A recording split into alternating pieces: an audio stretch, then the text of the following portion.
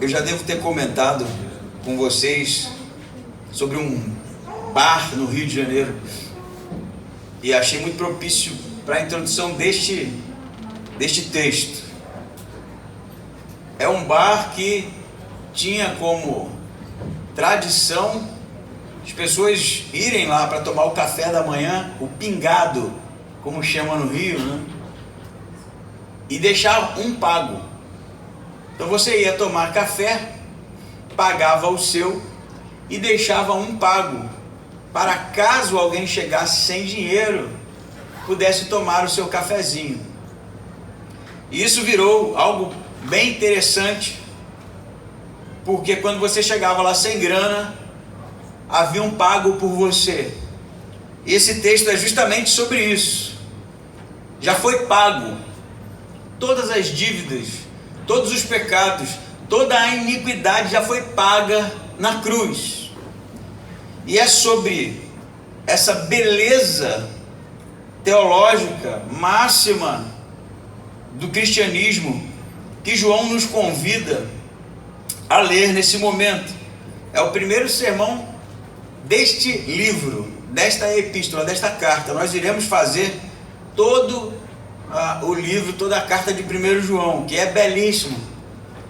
E vamos ler então, capítulo 1, versículo 1, que diz assim: o que era desde o princípio, o que ouvimos, o que vimos com os nossos olhos, o que contemplamos e nossas mãos apalparam, a respeito do verbo da vida, pois a vida foi manifestada. Nós a vimos, damos testemunho dela e vos anunciamos a vida eterna que estava com o Pai e a nós foi manifestada. Sim, o que vimos e ouvimos, isso vos anunciamos, para que também tenhais comunhão conosco. E a nossa comunhão é com o Pai e com seu Filho Jesus Cristo. Estas coisas vos escrevemos para que a vossa alegria seja completa. Mantenha sua Bíblia aberta, nós continuaremos lendo todo o capítulo 1 e parte do capítulo 2. João, provavelmente, certamente, o apóstolo João escreve essa primeira epístola, provavelmente de Éfeso. Não se sabe ao certo o destinatário, porque nenhuma epístola de João vem escrito a quem ou a qual igreja ele escreve. Mas é possível que essa carta fosse uma carta circular, que corresse às igrejas da Ásia. E João escreve não simplesmente por escrever, mas para combater o que estava acontecendo na igreja ou nas igrejas da Ásia, conhecida por nós como gnosticismo. O gnosticismo é, na verdade, um tema muito abrangente, porque nem todos os que se enquadram nessa categoria de seita, de heresia, possuem um padrão teológico. Por exemplo, nós vimos em Colossenses que a heresia gnóstica lá era mais voltada para o judaísmo, para o ceticismo, para a religiosidade, guarda de sábado, amortecimento do corpo, era uma coisa muito mais judaica. Nós, quando vamos, por exemplo, para Corintos, encontramos outro tipo de heresia, que era mais voltado para a iniquidade, para a busca de saciedade física, material, sexual. Também gnosticismo. Em Éfeso também gnosticismo com uma aparência ou um corpo teológico um pouco diferente. O que está acontecendo aqui é provavelmente gnósticos também, que estavam a negar que Jesus havia vindo em carne, num corpo.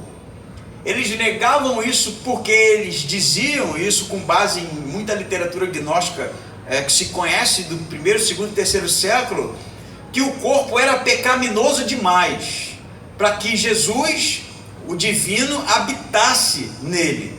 Portanto, já que o corpo ele é contaminado, impuro, iníquo, e o espírito do homem pode ascender até a compreensão de quem é Jesus e de quem é Deus, então o espírito não pode se contaminar.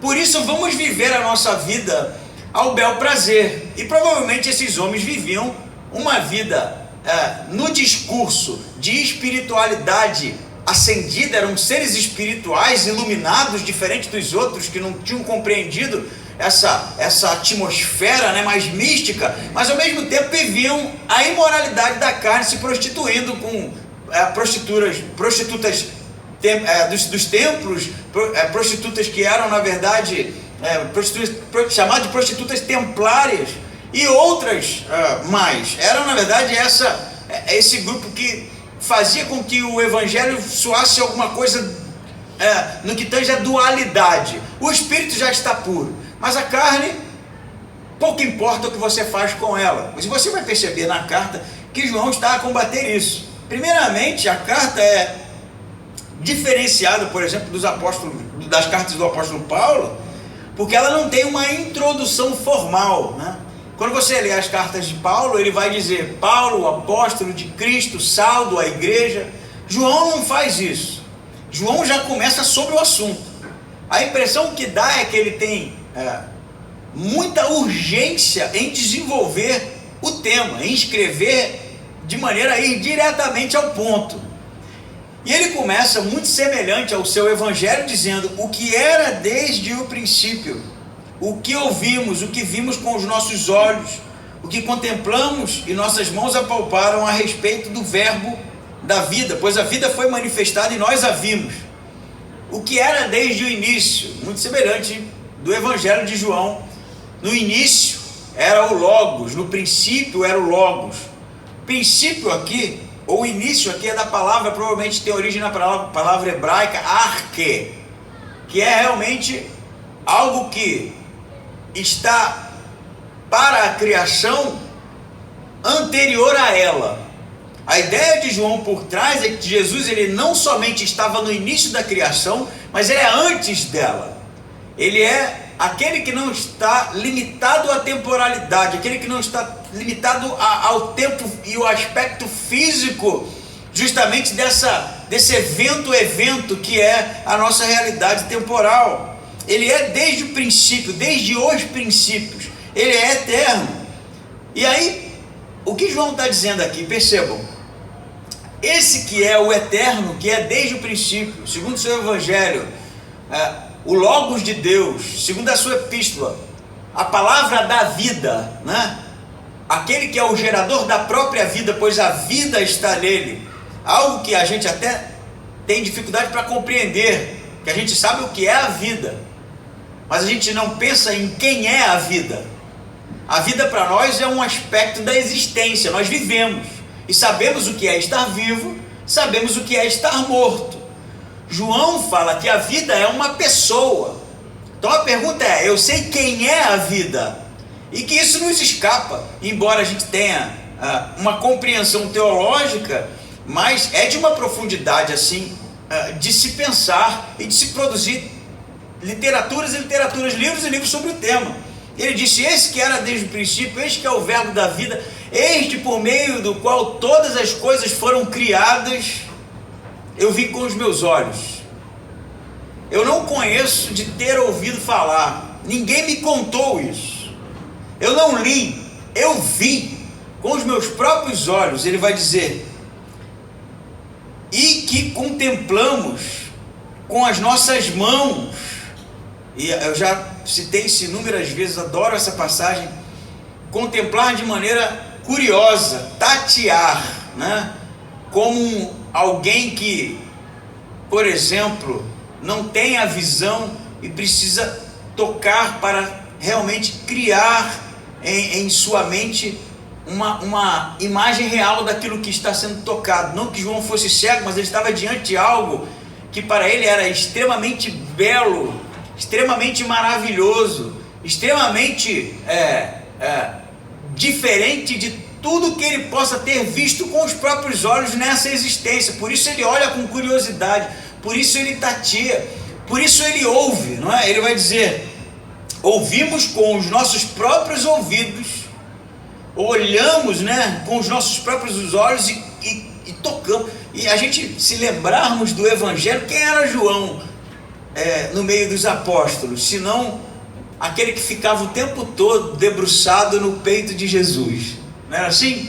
Você encontra Pedro em várias citações, dando aqueles saltos de ousadia, dizendo coisas, em determinados momentos muito positivos e em determinados momentos muito negativos. Você vai ter outros apóstolos citados como pessoas que realmente tinham uma característica única, pessoal, uma personalidade singular. E a de João era de ficar deitado no peito de Jesus. Parece que, diferente dos outros apóstolos, João percebe uma coisa diferente. E ele fica lá, curiosamente, eu poderia dizer, curtindo isso. Eu diria para você que João saberia dizer qual o cheiro que o cabelo de Jesus tinha. Ele ficava no peito, deitado aqui.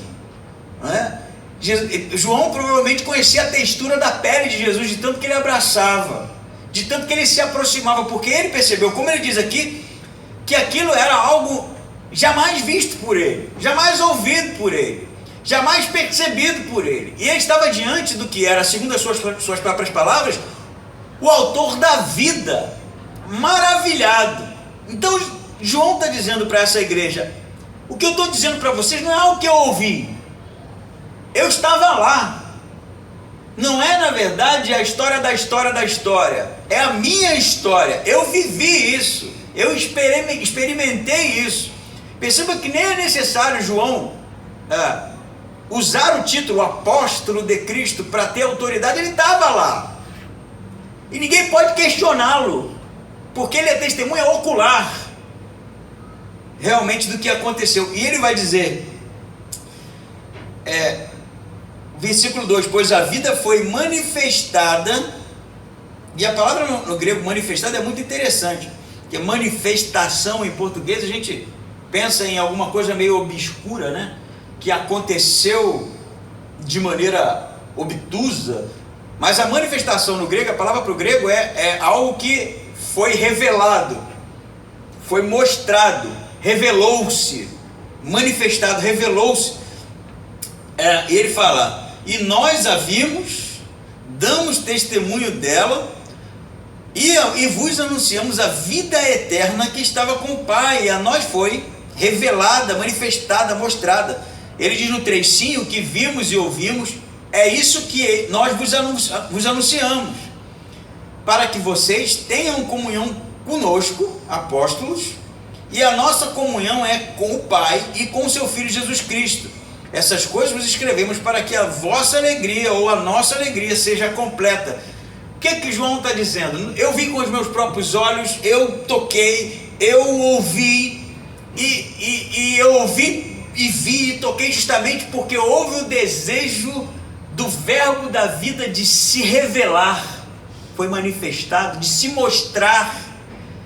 E no Evangelho de João ele vai dizer, no princípio era o verbo, e o verbo estava com Deus, o logos, no grego, e o verbo se fez carne, e habitou. E a ideia de habitou, a gente passa tão batido, no grego tabernaculou, é como construir um tabernáculo e ficar lá, habitar lá. A morada dele é entre os homens, entende isso?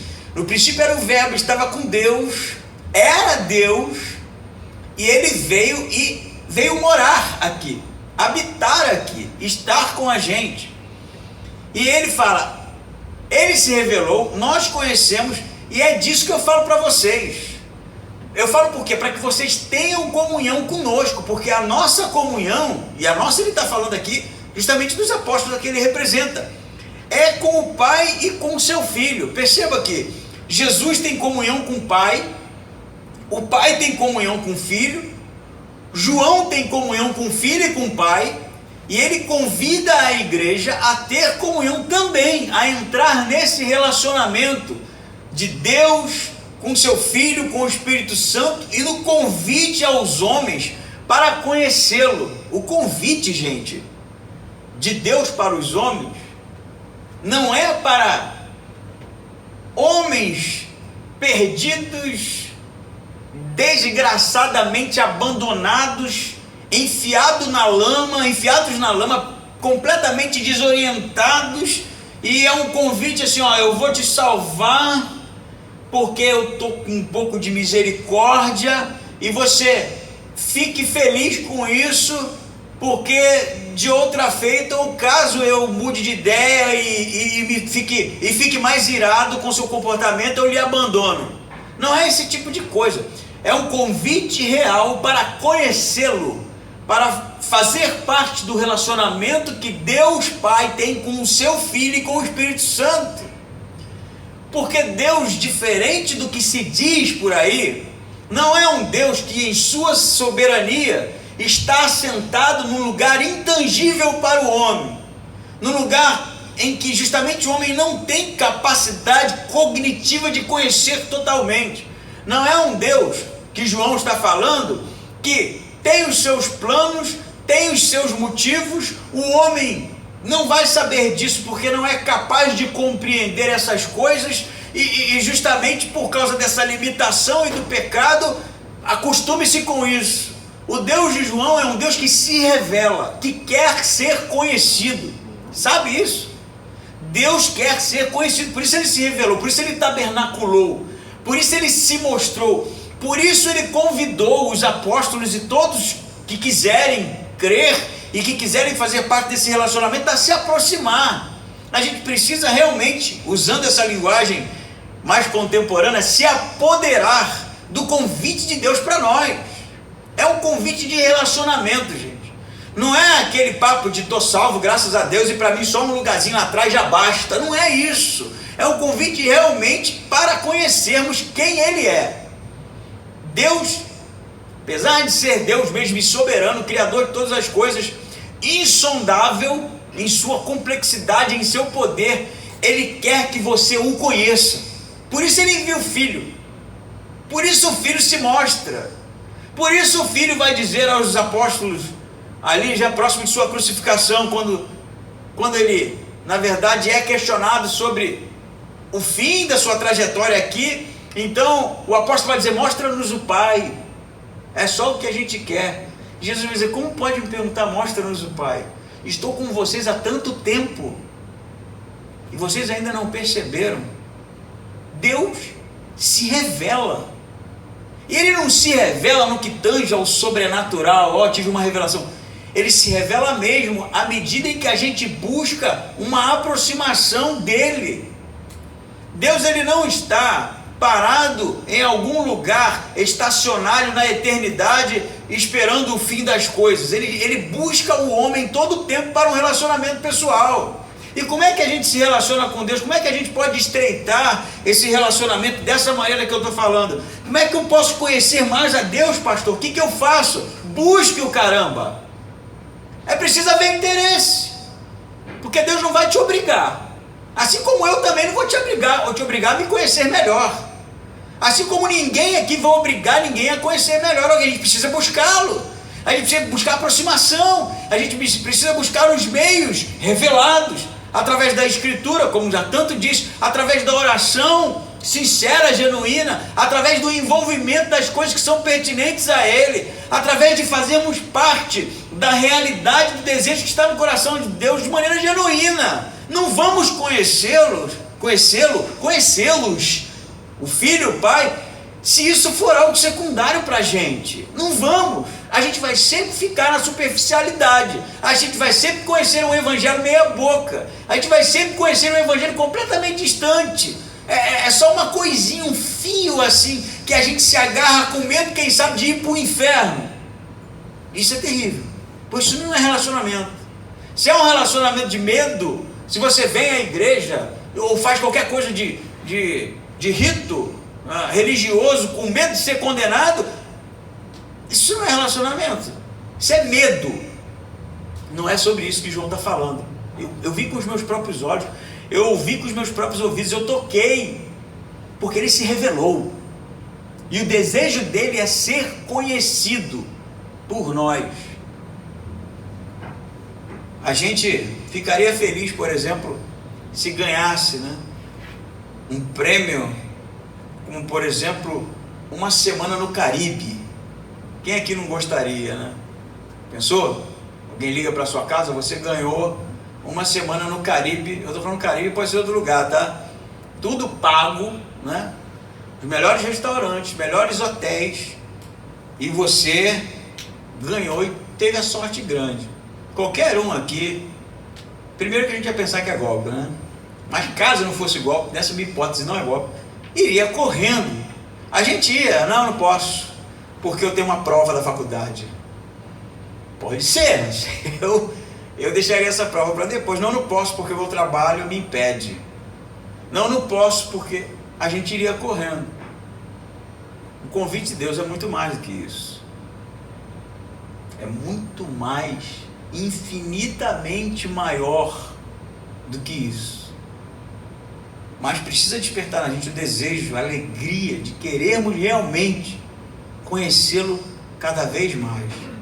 Não vivemos um relacionamento do medo, uma comunhão do desespero, mas buscarmos realmente de maneira genuína, verdadeira e alegre, que é o que ele vai dizer, versículo 4, essas coisas vos escrevemos para que a vossa, em algumas traduções, a nossa alegria seja completa. Conhecer a Deus causa em nós alegria completa. Quer ser feliz? Quer sair em busca da felicidade? Conheça a Deus, porque só isso vai trazer, ou vai fazer com que a gente se sinta plenamente realizado. Ele continua, né, no versículo 5, perceba que no argumento de João tem uma progressão no que tange a comunhão com Deus, ao relacionamento com Deus. É disso que ele está falando, né? Ele diz, versículo 5, e a mensagem que dele ouvimos e vos anunciamos é essa: Deus é luz, e nele não há treva alguma. Se dissermos que temos comunhão com ele e andamos nas trevas, mentimos e não praticamos a verdade. Mas se andarmos na luz, assim como ele está na luz, temos comunhão uns com os outros, e o sangue de Jesus, seu Filho, nos purifica de todo o pecado. Ele convida a igreja a ter comunhão com o Jesus que ele conheceu, com o Deus que ele conhece, para entrar realmente nesse relacionamento para toda a eternidade com um Deus que quer ser conhecido. Mas ele diz, e a mensagem que nós ouvimos dele é que Deus é luz, e nele não habita treva alguma. O que João quer dizer? Ele usa, óbvio, os mesmos termos que os gnósticos usavam, porque os gnósticos eram dualistas, né? Era mal e bem, trevas e luz. João usa muito essa linguagem, não que ele seja dualista, mas ele quer mostrar, quem sabe, nos próprios termos dos gnósticos, que eles estavam errados. E o argumento de João é esse: Deus é luz. E por que luz?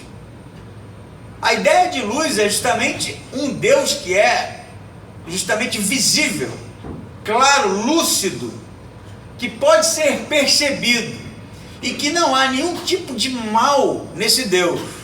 Em Deus não habita mal de nenhum tipo, porque ele, além de ser o sumo bem, porque ele, além de ser a essência da bondade, ele é aquele que elucida, ou que traz, ou que realmente em sua essência está a verdade das coisas. Não há obscuridade em Deus, não há escuridão em Deus, não há qualquer tipo de coisa que nos impeça a compreensão. O trabalho de Deus, a pessoa de Deus, é trazer elucidação, luz, compreensão todo o tempo. Deus, ele não justamente se esforça para não ser compreendido, é para ser compreendido. Esse é todo o esforço de Deus ao homem. Basta ver o plano de salvação, justamente. Ele vai dizer, Deus não tem trevas nele, não há nenhum tipo de trevas em Deus. Deus não é o criador do pecado, como alguns dizem. Deus não é o criador do mal, porque essas coisas não podem fazer parte daquele que é a luz, daquele que é o sumo bem, daquele que é a bondade em si, substancialmente a bondade. Ele diz, se Deus é isso, ele é bom, ele é luz, ele é o sumo bem, ele é a verdade enquanto pessoa. Se nós dissemos que temos comunhão com esse Deus, mas ao mesmo tempo andamos nas trevas, mentimos. Óbvio, né? Se Deus é tudo isso e eu ando nas trevas, como é que eu posso dizer que eu tenho comunhão com Deus? Se Ele é luz e eu ando nas trevas, essas coisas não podem se misturar, não fazem nem sentido, né? Você não pode ter um ambiente que é luz e trevas ao mesmo tempo. Então, a ideia de João aqui, óbvio, tem a ver com esses gnósticos que negavam que eles tinham pecado. Eles diziam que não tinham pecado, porque, como falei no início, o seu espírito havia se elevado à iluminação. Então não havia mais pecado neles. João está combatendo isso. Está dizendo, se Deus é luz, e vocês mesmos, gnósticos, dizem isso, e eu vivo nas trevas, caminho justamente na obscuridade, nas sombras, na inverdade, na busca de coisas que são justamente contrárias à essência de Deus. Como é que eu posso dizer que eu tenho comunhão com Deus? Você mente. Na verdade, o próprio discurso de que eu tenho comunhão com Deus e vivo nas trevas, por si só é mentira, por si só é trevas. Então, o que João está dizendo aqui? Mas se andamos na luz, versículo 7, assim como Ele está na luz, temos comunhão uns com os outros, e o sangue de Jesus, seu Filho, nos purifica de todo pecado. A ideia de João, gente, não é que nós não vamos pecar. Não é isso que ele está dizendo, e ele vai continuar o texto e vai justamente esclarecer isso. A ideia de João é que é necessário termos um relacionamento com Deus, sim, mas genuíno, verdadeiro. Por isso que ele fala, aquele que vive nas trevas e diz que tem comunhão com Deus, mente. É o discurso. Não, eu tenho Deus, mas o coração está completamente distante, é um discurso mentiroso, entende? Ele não está condenando o deslize, o erro, ele não está condenando isso, ele está condenando o falso discurso de dizer que tem comunhão com Deus e não ter. E convenhamos, né? Embora a gente acabe sendo transferido, né, para essa ideia de pecar e não pecar, o próprio discurso nosso de que temos comunhão com Deus sem ter, já se enquadra no que João está combatendo aqui. Você tem comunhão com Deus? Pergunta que João faria para você: você tem? Você precisa responder isso. Porque se você não tem comunhão com Deus, e Deus para você não é prioridade na sua vida, não é o centro das suas atenções, não é aquilo que você busca insaciavelmente para conhecer, é secundário, mas você canta, você professa ter comunhão com esse Deus, você mente, e aí você se enquadra justamente no que João está dizendo. Viver nas trevas aqui não é necessariamente viver afundado no prostíbulo. Viver nas trevas aqui é viver mentindo, enganando. Você engana as pessoas de que você é realmente alguém que está, né, buscando a Deus. Quando canta, levanta a mão, quando ora, tem aquelas palavras bonitas, põe aquela roupa, não é? Mas não tem nada de comunhão. Você não conhece nada de Deus, porque Deus, na verdade, para você é algo que não se pode conhecer, até porque você nem se importa com isso. Eu tenho medo, muito medo, desses que impostam demais a voz. Eu conheço alguns assim. A pessoa está falando com você normal, quando vai orar, Senhor nosso... Já viu isso? Ninguém fala assim, né? Isso é religiosidade, gente. Isso é só estética. Porque tem gente que gosta, né? Tem gente que gosta. Eu tenho medo quando as pessoas exageram na espiritualidade, sabe? Sabe quando você está num momento informal, sei lá, numa festa, jogando um futebol, brincando, e alguém me sai, olha como a graça de Deus, e não tem nada a ver, já percebeu isso? Eu sou pastor, falar de graça de Deus, pô, beleza, eu entro nessa conversa rindo, adoro, mas tem hora que tu fica assim, por que a pessoa está falando isso? Parece que há necessidade de arrotar uma espiritualidade que ela não tem, porque quem tem não faz isso. Eu não estou necessariamente falando que a gente não pode dizer esse tipo de coisa, mas o que João está combatendo aqui é justamente a inverdade do discurso religioso. Você quer ter comunhão com Deus? Se é essa busca, se interesse, se envolva com aquilo que é pertinente a Ele. Percebe? A sua própria vida vai dar testemunho do seu relacionamento com Deus. Não é discurso, não é maneira de se vestir, não é maneira de se falar.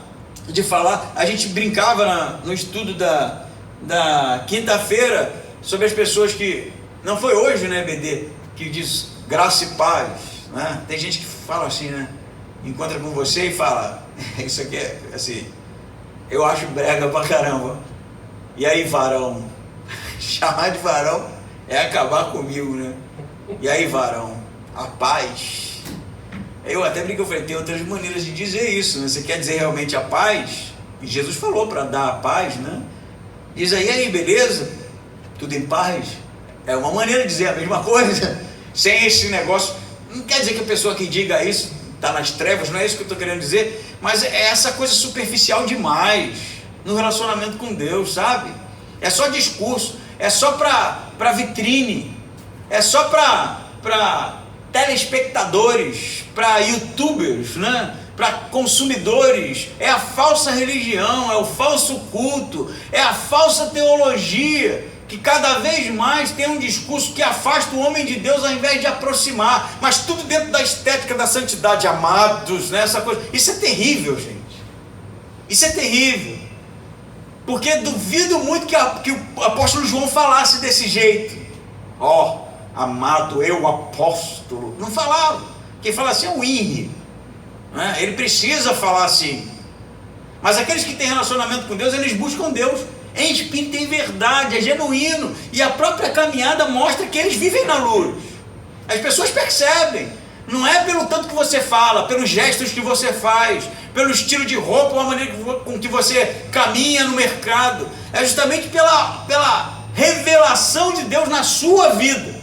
Porque você realmente transpira as coisas pertinentes ao reino de Deus. Amém? Amém. É verdade isso, né? Eu, por exemplo, me esforço ao máximo para não ser esse tipo de arquétipo, né? Até porque eu não sou naturalmente. Mas até isso pode ser um perigo. Se esforçar demais para não ser uma coisa e acabar sendo outra. Então, a melhor coisa que você tem, gente, para realmente buscar é um relacionamento genuíno a ponto das pessoas verem Cristo manifesto na sua vida naturalmente. É natural isso, entende? E ele vai dizer mais, né? Versículo 8: se dissermos que não temos pecado algum, enganamos a nós mesmos, e a verdade não está em nós. Se confessarmos os nossos pecados, Ele é fiel e justo para nos perdoar os pecados e nos purificar de toda injustiça.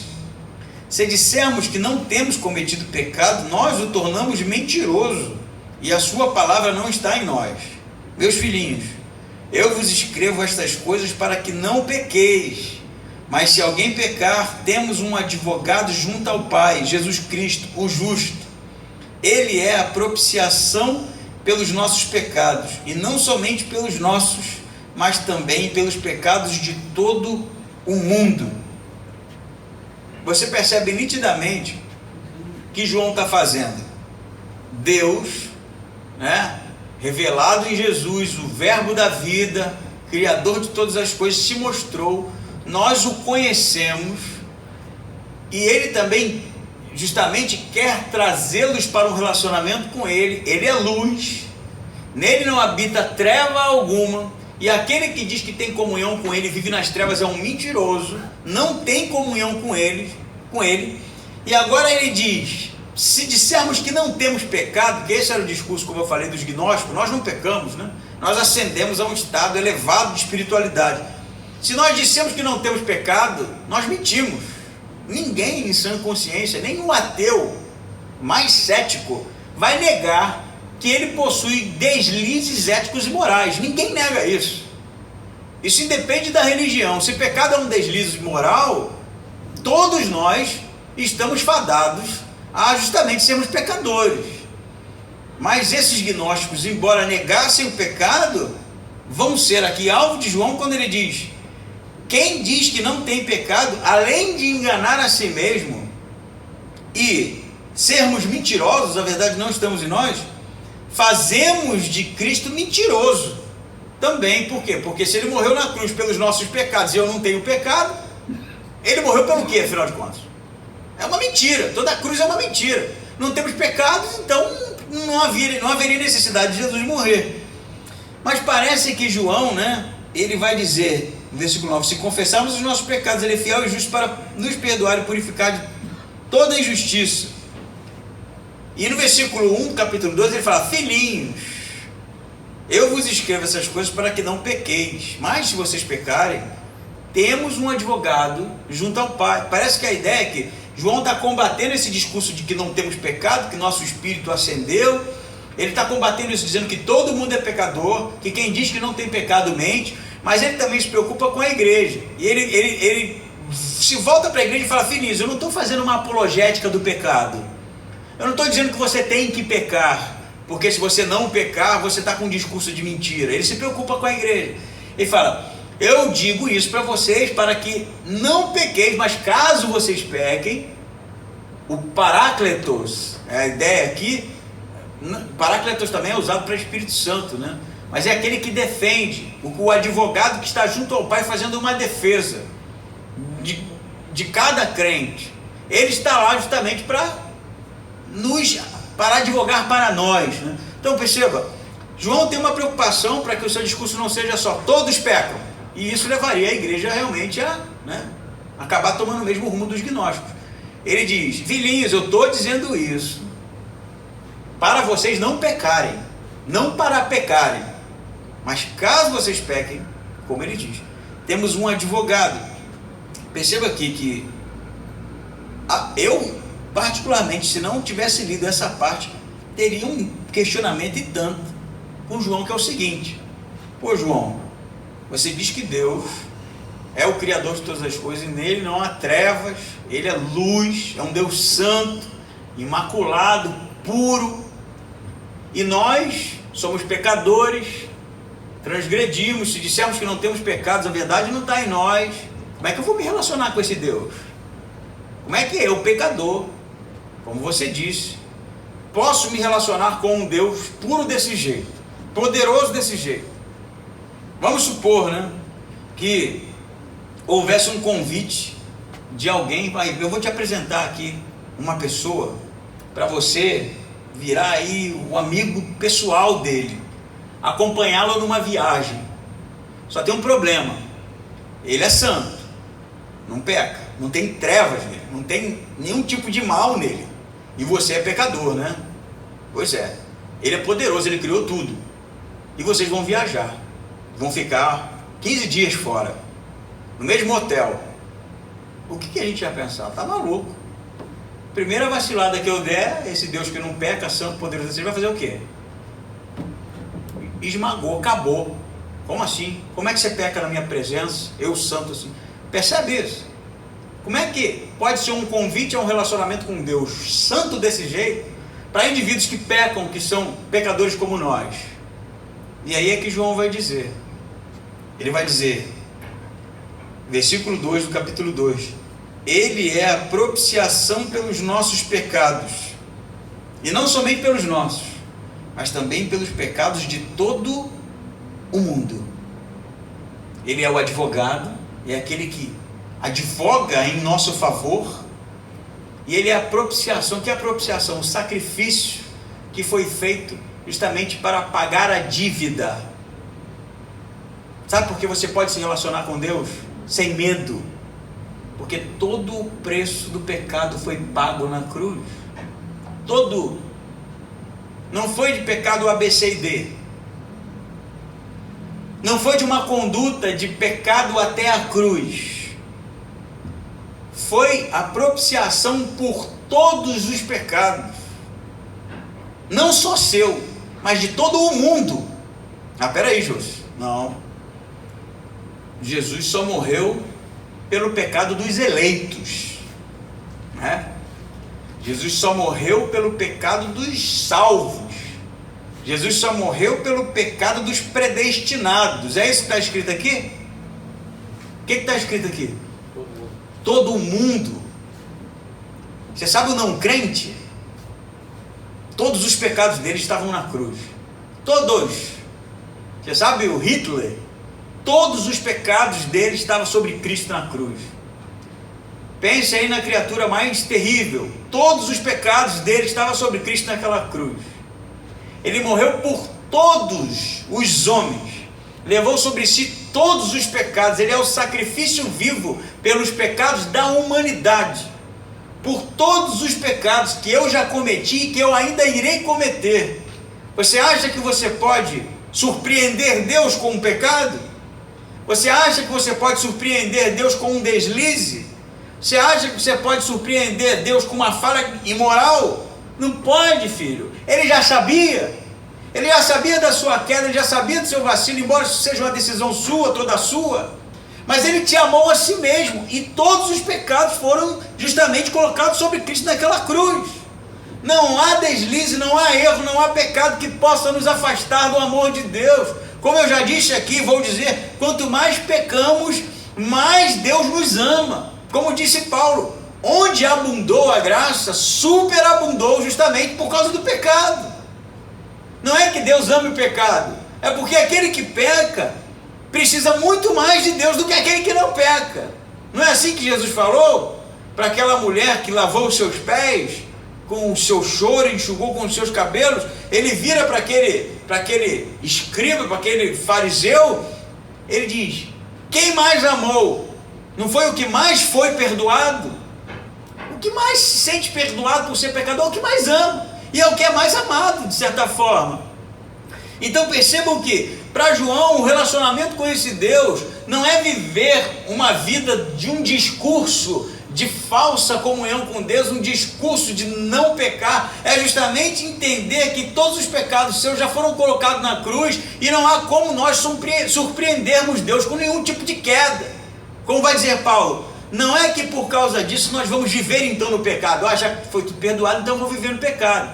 Porque ele mesmo vai dizer, aquele que é nascido da carne é carne, mas o que é nascido do Espírito é Espírito. Mas você não pode, em maneira alguma, hipótese alguma, pensar que Deus vai ficar surpreso com qualquer tipo de queda nossa. Sabe, na verdade eu vou te dizer uma coisa bem chocante aqui. Deus não precisa do seu arrependimento. Deus não precisa. Você acha que quando você peca, Deus fica irado, se distancia de você, fica chateado, fala assim, não quero papo. E aí você se arrepende, ele, até que enfim se arrependeu, né? Isso é a gente.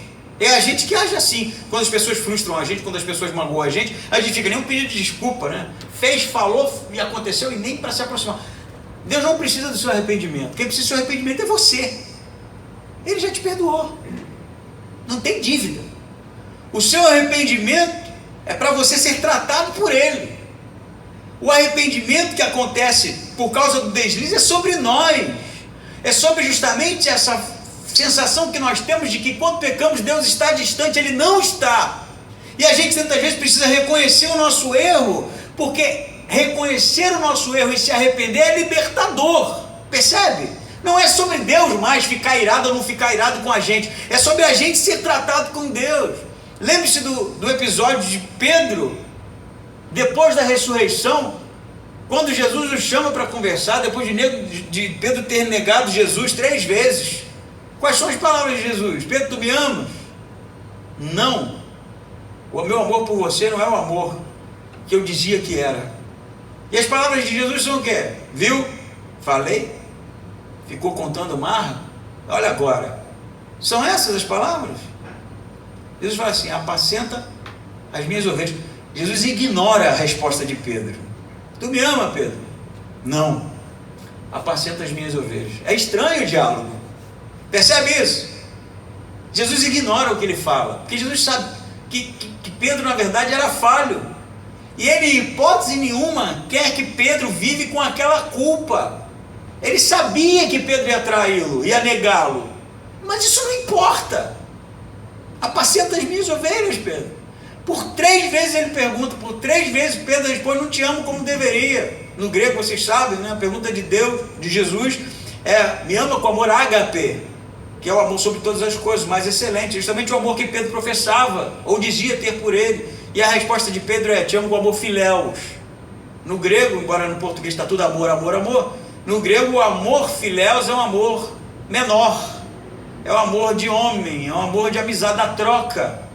E quando Jesus fala, me ama com amor ágape, me ama acima de todas as coisas, Pedro, não fileuste. Meu amor por você é falho, porque eu te neguei. E a resposta de Jesus, apacenta as minhas ovelhas. Na minha versão herética, não me interessa, Pedro. Não me interessa. Porque eu quero você apacentando as ovelhas, eu quero você perto de mim. Eu não quero você culpado. Você nunca me surpreendeu, eu já sabia disso.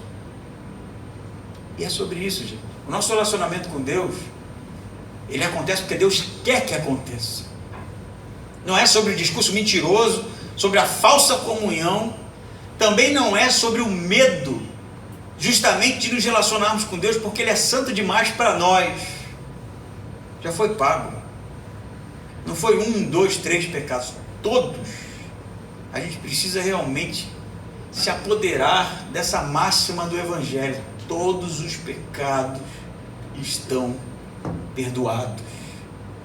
Por isso, quando aquela voz soprar no nosso ouvido, Michael, você me ama? Thalia, você me ama? Evandro, Clabundes, Marisa, Lucas, José, Lidiane, você me ama? E eu disser, eu não te amo como deveria, Senhor. Ele vai dizer, não me interessa. Vem comigo. Isso já foi pago. Você pecou, errou, não interessa, vem comigo. Isso já foi pago. Porque o convite de Deus em todo o Evangelho é para nós o conhecermos cada vez mais, porque Ele quer ser conhecido por nós. Lembra lá do barzinho? Do café? Café do Próximo era o nome. Já foi pago. Não tem dívida mais. E o convite de Deus é justamente para nós entrarmos nesse relacionamento com Ele para toda a eternidade. Amém?